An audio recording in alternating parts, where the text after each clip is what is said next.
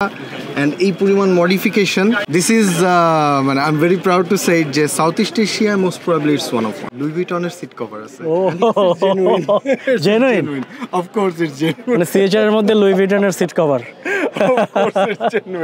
আচ্ছা যাই হোক এই গাড়ি নিয়ে আসলে অনেক ট্রোল হয়েছে অনেক কিছু হয়েছে এটা সবাই জানে রাইট অফ কোর্স কিন্তু আসলে মেইন থিংই আসলে সবাই জানে না জাপানে কিন্তু এই গাড়িগুলোর হচ্ছে শো হয় এক্স্যাক্টলি এটা অনেকেই জানে না আর ওই শোগুলোতে হচ্ছে এই গাড়িগুলো পার্টিসিপেট করে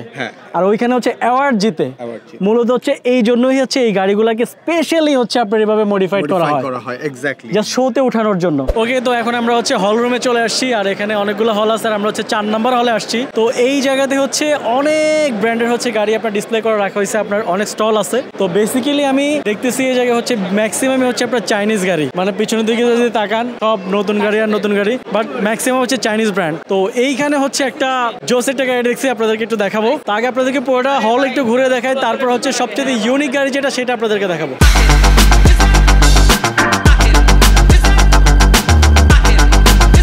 ওকে তো এখন চলে আসছি হচ্ছে আপনার এমজির স্টলে